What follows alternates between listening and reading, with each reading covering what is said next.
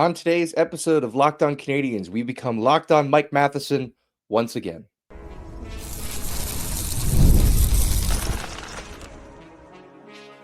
You're Locked On Canadiens, your daily podcast on the Montreal Canadiens, part of the Locked On Podcast Network, your team every day. Hello and welcome everyone to episode 1232 of Locked On Canadiens. Thank you for making us your first listen of the day and for subscribing wherever you get your podcast. Doing that supports the show and ensures you do not miss an episode. Today's episode is brought to you by FanDuel. Super Bowl 59 is here, and there's no better way to make every play more exciting than with FanDuel Sportsbook. New customers can bet just $5, and if you win, you'll score $200 in bonus bets. Download the app or head to FanDuel.com to get started. My name is Ian Wavera, also known as @MaybeIt'sIan, and I'm joined as I always am by the active stick, Laura Saba. Laura, weekend's over. Everyone's headed back to the office or back to work. What are your thoughts coming out of this weekend for the Montreal Canadiens? So it was very disappointing, obviously, against Detroit. We saw that. I felt that even though the Canadiens didn't win against New Jersey, they did display that they played better, right? So in my mind, it did come back. Like the effort came back. The Canadiens came back. Unfortunately, New Jersey is a really good team, and once you get into the overtimes, you're putting yourself at risk. Yeah, no, absolutely. And we'll get into that. We'll talk about the Canadiens' comeback bids that fell short against New Jersey on Saturday night. We will do our best to withhold from any Mike Matheson discussion in that first segment because the entire second segment is locked on Mike Matheson. We will be talking about his game, his role, his place, all of those things. And then we have our weekly forecast to get into. I do programming note for this week. On tomorrow's episode, we will be having on the Habs cast folks. So Brennan Linz will be joining us for that one as well, which is why we're going to run through our weekly forecast this week, or to this episode instead of tomorrow. So tune in for them. Very excited to have them on. It's always great to have cool folks doing shows in this fan base. All right, let's start on Saturday in Montreal against New Jersey.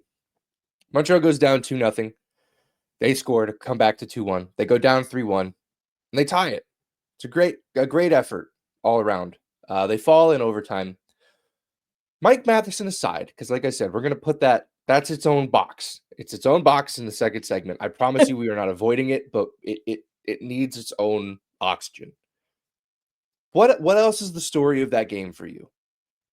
Honestly, like I felt that, especially in the third, I wanted the Canadiens to play like that against Detroit. If they had done that, they would have beat Detroit easily and handily. Yep. So easy, right? So it did kind of, I'm trying to stay positive because none of us expected the Canadiens to be here at this time in the season. We were expecting a lot more disappointment and a tough season. I'm trying really, really hard to be positive, but to me, it just emphasized to me how much they can do better. They can do better than they did on Thursday night. And that, like, I hope that those 2 points are not the difference for the Montreal Canadiens. Yeah, it would be a bummer, right? Yeah. But they did. Sorry, I just want to say, but I did appreciate how they played against New Jersey. Yeah, for me, the story is how they played, and more specifically, how the first line played. They were great. When they were down and out in that game, the first line pulled them back in. I thought Juraj Slafkovsky at moments was playing like a complete animal. It was really, really great to see how when he didn't have the puck, he wanted it back. I thought Nick Suzuki was leading in the way that only really Nick Suzuki can on this team.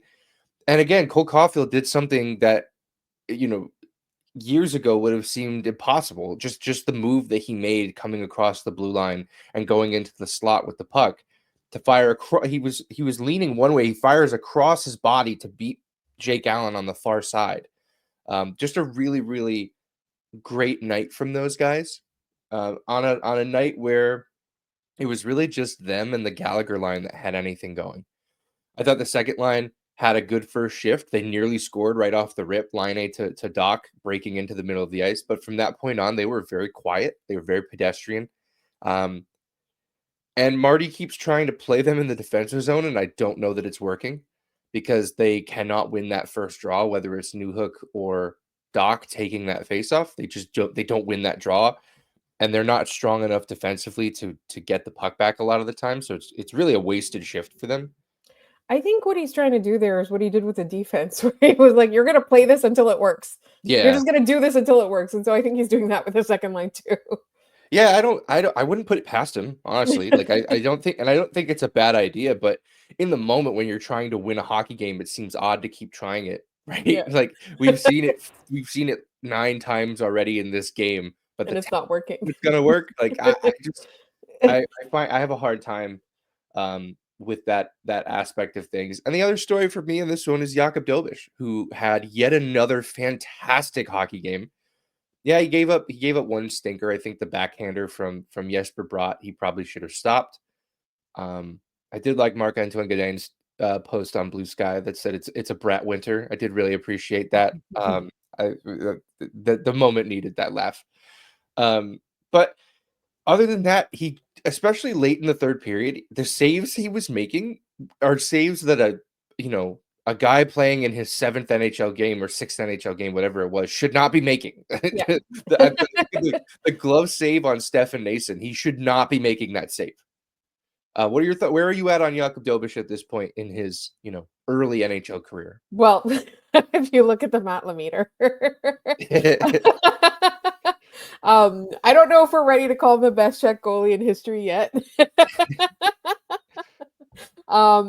But it's so encouraging to me to see him play that way. I just want to see more of it. I think that I don't think that he was a throwaway when the Canadiens drafted him, right? He was just somebody we didn't really talk about except Patrick Bexell had his eye on him, right? He was somebody that we just weren't super aware of. And I think he wasn't factored in. Like everybody's eyes were on Primo at that time, I think, as the up and coming goaltender to go after Carey Price. But for me, like somebody with this kind of potential, and that's not even thinking about Fowler in the lineup, right? Like in the depth chart. I just feel so encouraged by like the early play of this guy because he's not playing like a rookie. We talk about Lane Hudson a lot like this. Like we say, he's not playing like a rookie. He's playing like a veteran. And with every game, like even in the first game, like he did not play like a rookie. He was, there were a couple of times where, there was some ill-advised positioning, I would say, or like, chasing the play a little bit. But, he just looks like somebody who's been here for 5 years. And I think to me, like that level of maturity, but just like that aggression, like we talk so much about being bold and aggressive on all positions, like on this team, we want to see more of that. To me, like he has that aggression. He has that he's bold and he's so good at owning the moment. Yeah. No, I agree. And I think that aggression, it plays well in his favor. There was a play, I think late in the third, where Jesper Bratt was coming down the wing and Dobeš knew he doesn't have a passing option. So I'm going to play probably 10 feet out of my net and try to and just make it look like there isn't even a net behind me. Yeah. And that works. Like we haven't seen a Canadiens goalie do that in a while. Carey Price never used to play that far out. He was always very positionally sound that just allowed him to make the right save at the right time. But I was kind of shocked at how far out he was on that play. I think QA used to do that. Yeah, it's very Tim Thomas too. Yeah, Tim Thomas used to play at the blue line sometimes. Like the guy was just nuts, and that's all well and good, right? Like, but if Bratt decides I'm going to make a move to my backhand, it's kind of over. But he didn't. So that's. I find with Dobeš that yes, he is very aggressive, and yes, his decision making of his positioning isn't always that great, but for a goalie as big as he is, he's incredibly athletic, and it allows him to get back into position and make a reactionary save. I think it was the first shootout he played in. I think it was the Colorado game. He bites on both of the first shootout attempts. He goes down super early. And it didn't matter because he was able to get back into position and get back into the spot that he needed to. Like, it doesn't matter that his reflexes are great. It doesn't matter that his first read isn't often the right one, or isn't sometimes the right one. I do think most of the time he's doing the right things. But in the off chance that he makes a bad decision, his athleticism allows him to get back into the play, which is something that from a goalie that big, we just don't see all that often. So yeah, really, really, I'm really encouraged by what we continue to see from Jakub Dobeš, even in a loss, right? Yeah, he gives up 4, but the Devils had over 40 shots. They were peppering him, and a lot of them very, very, very good chances. So still a great night from him, if not, for the bad result overall. Anything else on this game before we move into our dreaded second segment here? I have some things to say about Mike Matheson, so I know Don't we all? Yes, as Laura said, we have some things to say about Mike Matheson. We know you have some things to say about Mike Matheson, and I'm sure we will hear about them, but you'll hear our opinions in the next segment coming up in just a minute.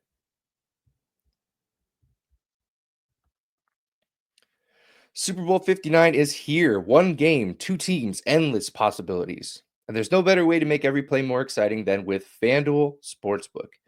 Whether it's predicting the first touchdown, calling the MVP, or even betting the coin toss, FanDuel makes it easy to get in on the action. With live betting all game long, you can adjust your bets as the game unfolds and feel the thrill from kickoff to the final whistle. The live betting feature lets you stay involved no matter what happens on the field, and the app is super easy to navigate. Plus, knowing that you can place a $5 bet and potentially win $200 in bonus bets for the Super Bowl, that's the icing on the cake. Download the app or head to FanDuel.com to get started. Bet just $5, and if you win, you'll score $200 in bonus bets. That's FanDuel.com. Bet with FanDuel, official partner of Super Bowl 59.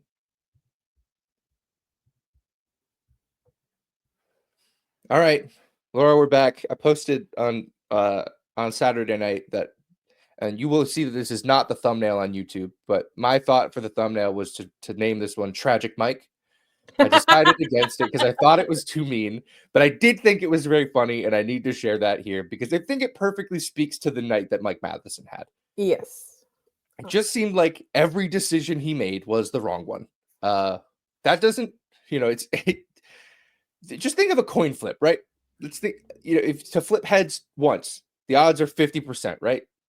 To flip it twice in a row, you split that in half. It's 25% now. So, for him to make all of the wrong decisions all night is seemingly impossible, and yet it happens way too frequently for this player. Yeah. Where are you at with Mike Matheson? So I think the biggest problem with Mike Matheson that I've had all along is if you remove him from this lineup in whatever way, he doesn't need to be drawn and quartered, listeners.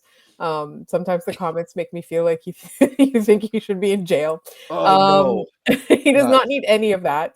But what do you do if you do remove him from this lineup? Because who do you replace him with? Who do you replace Mike Matheson with? That's my biggest frustration with Mike Matheson. It's not even Mike himself. It's what do you do if you remove him from the lineup? Because the thing is, I feel like he has these things where he's either really, really good or really, really bad. There's very little in between, and it's always the whole team kind of suffers for it. Mm-hmm. In this case, it was an egregious decision that really stood out. But the Mike Matheson, it's not an experiment, it's an era, right? Mike Matheson is an established NHL player that Kent Hughes went out and got for this team, right? We need to acknowledge that, right? He also has a lot of good qualities. It's just that I feel that as much as we say, you need to get rid of him or you need to play him differently, what do you do? What's going to happen is you're going to end up playing another player on his offside, which we do not want. You're going to end up bringing up somebody who's not ready, which we also do not want. Or we're going to have to do a trade. And who's out there that can actually complement this lineup and play the same role that Mike Matheson plays? For better or for worse, it is the top defenseman on the team. He is the number one defenseman on the team. We can't change that. Yep. How do you who do you replace him with? There's nobody there. And even next year, I don't think that David Reinbacher is going to be ready to do that next year. Right. So we really got to calm down and figure out what the solution is before we decide to run this man out of town, out of his own hometown, which is the saddest thing. Yeah, no, I think, I think it was the Tatar goal, the 3-1 goal. That was the perfect Mike Matheson, what the heck are you doing play, which was in the offensive zone. His team was buzzing. They were moving the puck around. They were cycling well. They were trying to generate a chance. And it got back to Mike Matheson at the top of the point, and he decides, I'm just going to wrist it at the shin pads in front of me like I always do. And the Devils come back out. And then, fast forward, Mike Matheson is down in the corner on that play. Tatar knocks him over. Tatar gets up and gets to the net way faster than Mike Matheson did and just kind of bulldozes his way into the net. It was sort of emblematic of the kind of play that we've seen from Mike Matheson. The overtime gaff, I will admit it's a 50-50 issue here. Patrick Laine did not give him a great pass to deal with. I completely admit that. The problem with when I said like, man, Matheson blew that, and people go, well, the pass from Laine is bad. It's like, yeah, but Mike Matheson had plenty of time. He had so much time and space on that side of the ice to make a better decision. He ends up with the puck on his stick on the wall, and instead of just chipping it on his backhand back down into the corner, he decides, I'm going to put my shoulder into this Devils player and try to outman him. And they come out on a 2-on-0 breakaway. I struggle with the thing of, we watched Mike Matheson that entire game make mistake after mistake after mistake. And then he makes that mistake, and all of a sudden everyone gives him the benefit of the doubt on that play. And I feel like I'm taking crazy pills, because on this podcast, we defend Mike Matheson a lot. That was kind of an undefensible night for Mike Matheson. I like how you said you feel like you're taking crazy pills, because a lot of the time, sometimes watching him feels like that. You're like, what's going on there? What is he doing on the ice? So yeah. I do agree with you there. I think people we're at the point in the season where people are trying to nitpick on tiny little things. And because everybody's been so critical and harsh with Mike Matheson, it's like now we're looking at everyone else too. And I really just want to caution everybody, like, people were just so despondent after the Detroit game. Like, we need to act like we've been here before, right? And part of it is like having accurate analysis of what actually happened, right? Yeah. And which is not to like 100% defend Patrick Laine. No, he made a bad pass. He made a bad pass. Yeah, no issues there. But the right player would have overcorrected for that. Or corrected for that. I don't think overcorrected is the right word. The right player would have corrected for that, right? And I think that the problem is that we have seen Mike Matheson do it in the past. He has been able to correct for things like that. So the thing that drives me crazy is that he's not universally bad. No. And that leads me to my final analysis on this player right now, which is, he is too much of a wild card to be in the situation that he's in. Right? He's playing on the top defensive pair in a position that's not his natural side, playing with a 20-year-old defenseman who is, making mistakes with the puck too, but he's 20. You can live with those mistakes at 20. But he's in a role where it doesn't really fit with the way that he's playing, because Mike Matheson can either have a very good night or, oh my God, he lost us the game night. Those are the we talk about the range of outcomes a lot on, I do anyway, on this show. The range of potential outcomes for Mike Matheson is wide, but there's nothing in the middle. It's just the 2 points at the end of the spectrum. And I just don't think that a team like Montreal, heading into the phase of their development and their rebuild that they're heading into, I do not think they can afford to have so much volatility at that position. They cannot afford to have a guy who, if he has an off night, it sinks the game. It's not feasible. People throw, well, Hudson and Matheson's expected goals together is very good. Yeah, that's fine. But I know that's because there are really good nights and really terrible nights. That this is an area where I think that the stats kind of, they don't lie, but they don't tell the full picture.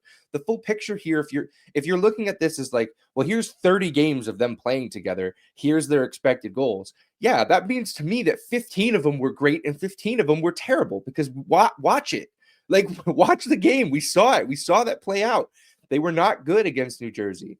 I don't think there's a way that Montreal can enter next season with Mike Matheson as their top right shot defenseman, because he's not a right shot. They need somebody on the right side who can play the right side, and play somebody there who can stop the bleeding. Like, I joke about my Matheson theory, which is that from the first few shifts of the game, you can usually tell if it's going to be a good Matheson game or a bad one. And like from the rip, it was a bad Matheson game. And he looked a little bit better in the third period. And then overtime was another disaster. So it's just, I wish this player was our second pairing defenseman. I wish there was a way where we could play him on the second pair. There isn't. It's not a reality because they have Lane Hudson on the first, they have Caden Gooley on the second. It's not a reality for this player. So I don't know what happens. They're not moving him in season. He's too valuable to this team right now. And they, like you mentioned, like we mentioned all the time on the show, there's no other option. So they kind of just got to live with it, which stinks, but like that's where they're at right now. And they're learning a lot about the way their team is constructed. And I think that the biggest thing with Kent Hughes is that he just needs to figure out how to fix it before next season. Yeah. Like he needs to figure out something because they cannot go through an entire next season. And next season, remember, is the one that we expected them to make the playoffs. Like next season is supposed to be the one where they like take that major step forward. So they cannot afford not to solve this. No, and I think they're going to take big shots this summer. The salary cap's going up. They're losing a lot of cap hit money. I think they have all of the draft picks and prospects to make a big deal happen. I just think it's a matter of when this summer, whether it's the draft or whether they wait until free agency when people start spending their money. Something's got to give here. I think so. And I think, I think we can trust them to do it. I think if they don't pull it off, it's because there's no option out there. Like nobody's willing to part or, which will be unfortunate, but I don't expect them to not do something in the face of that. I just also expect them to react much better than Mark Bergevin, which is sign the only player willing to sign here or whatever. Yeah. Carl Alson's probably available. They could get him if they wanted. And then try to market that to us. Dark times. All right. Yes. We're done. Mike, we're done. You can tune back in. We're done talking about Mike Matheson. So Mike, you can turn the show back on. When we come back, we will break down the week ahead for your Montreal Canadiens. 3 games, all rematches, and we'll get into all of them in just a moment.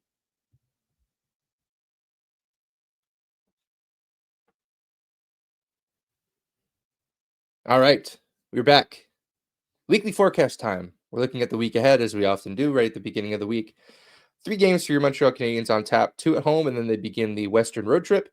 And then I believe that the week after would take them into the Four Nations face-off. So the light up there, everyone keeps pointing to the Four Nations face-off as like the oasis in the desert for the Montreal Canadiens, that like we just need to get there and everything will be fine.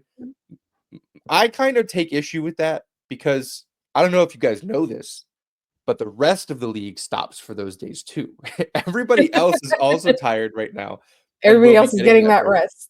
Yeah, you know who's getting that rest? Ottawa, who Montreal plays right on the outside of that, who might have Linus Ullmark back by that time. These are whatever. It's a stickler point of mine, but I'm like, everyone's like, well, they'll get the rest. Them and every other team in this league will get that rest. You're right. Yeah, it's very true. Oh. Yeah. That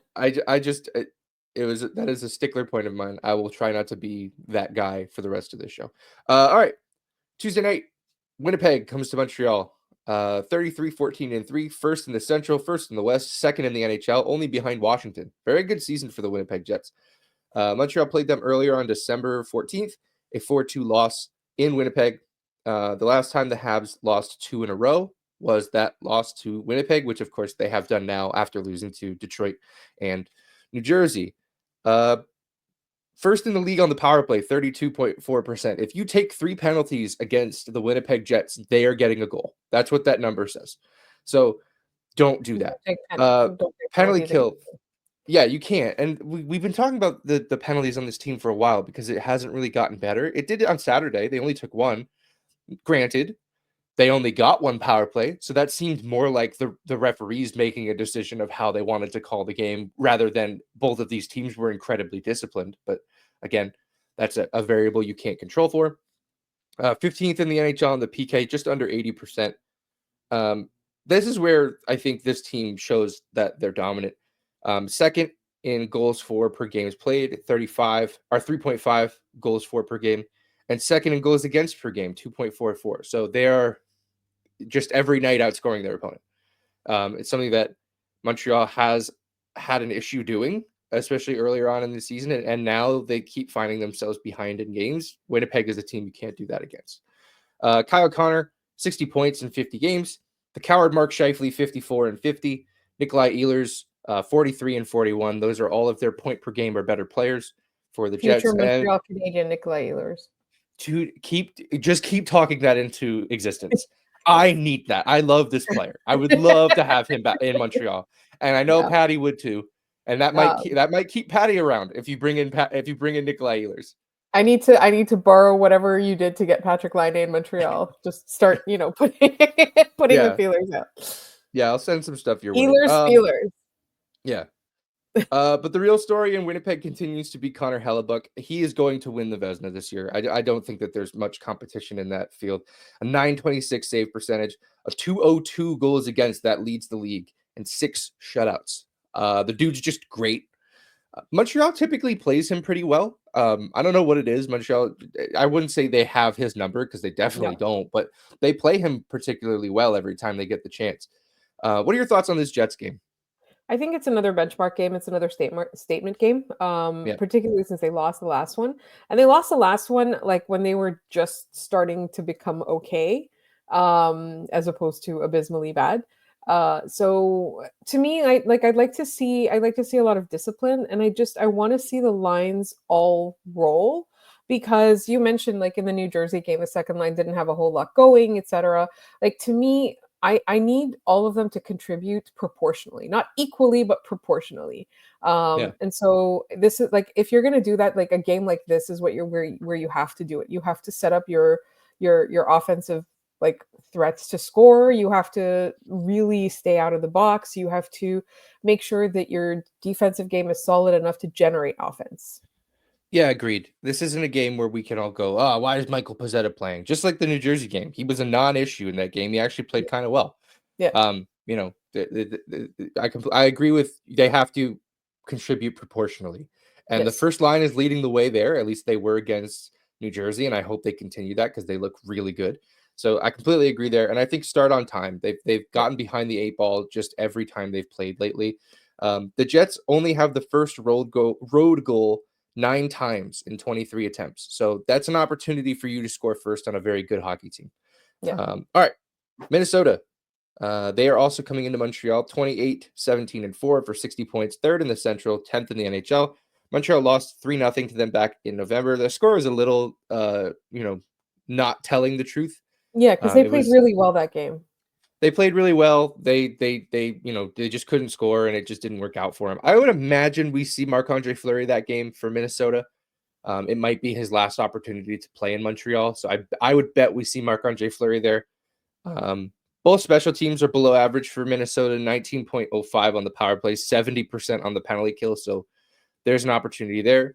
But Kirill Kaprizov is back. He missed about a month. He had 51 points in 36 games. So very, very good player.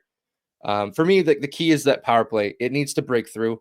Minnesota's 5-on-5 is too good. Their special teams are a weak point. You can attack them there. What are you thinking about Minnesota? Absolutely the same thing. And for some reason, I just remember, do you remember the whole ridiculousness when Carey Price, when they won against Pittsburgh, he made a gesture, and then the next time, like Fleury won here. Yeah, the V-boy stance, the arms crossed. Yeah, I remember.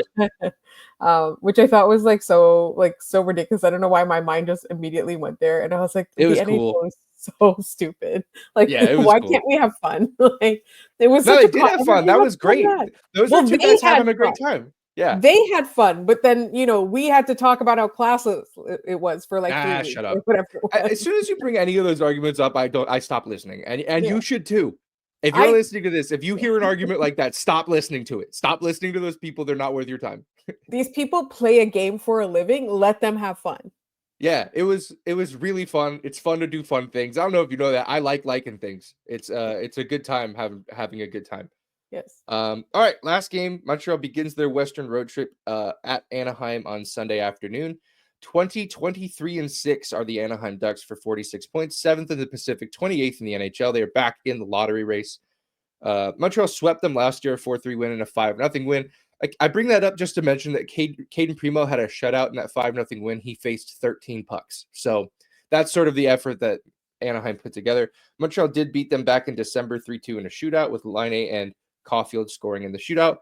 Both special teams are bad, 13% on the power play, 74% on the penalty kill. Their leading scorer is Troy Terry with 38 points in 45 games. My key in this one's simple. Do not play down to the Ducks. Don't do it. You will lose this game. Just because they're bad doesn't mean they're not proud. They will beat you if you play down to them. That's what they did last time. They almost lost that game because they played down to the Ducks. That was something where we thought that they should have bulldozed them, and they didn't. And we were really upset about that, even though they ended up winning. Like, I think like the consensus was they shouldn't need a shootout to beat a team like this, to beat a team this bad. It's honestly, like, to me, it's just you have to be dominant in this game, and there's no excuse not to. Yeah. Nope, entirely. All right, that'll do it for our weekly forecast. Let's get into our trivia and then call it a day here. We talked about the power play a lot recently. The last episode's question was, what season did the Canadiens have the most power play goals in their history? Do you have a guess here? Would you like to wager? My guess was going to be like any year that Sheldon Surrey was playing. It actually wasn't. It was before that. Oh, nice. Yeah, it was 1974-75. They scored 92, and there were only 80 games in that season. So they were scoring a lot of power play goals. Guy Lafleur had 15, Pete Mahavlich had 14, Lemaire had 12, Lapointe and Cornwallis had 11, and Lambert had 10. So those guys were all over double digits in power play goals. That's a balanced attack on the power play that any team should be trying to emulate. All right. This next question centers around Marty St. Louis, who is sitting on 99 career wins. He's looking for an opportunity to win his 100th career game. This season, he passed 3 Habs coaches for wins all time. Who were they? So who are the Canadiens coaches that Marty St. Louis passed this season already on his way to hopefully 100 wins? Although I can't imagine he doesn't get there, but that's where he's sitting at now. He's on 99. There are 3 coaches he passed. Put them, send them to us. If you know the answer, send it to us in our comments on YouTube, via email, any other way you know how to get a hold of us. All right, that's going to do it for us on this episode of Locked On Canadiens. Thanks so much for tuning in and for making us your first listen of the day. For your second listen, head over to Locked On Fantasy Hockey. Get the edge over your league mates with daily tips from Steal and Flip. Subscribe to Locked On Fantasy Hockey wherever you get your podcasts. We are Locked On Canadiens everywhere. Feels silly repeating it, but we will. LockedOnCanadiens@gmail.com. Locked On Canadiens on Blue Sky. Locked On Canadiens on Instagram. Locked On Canadiens on TikTok. That's just about everywhere you can reach us. Send us messages, send us emails.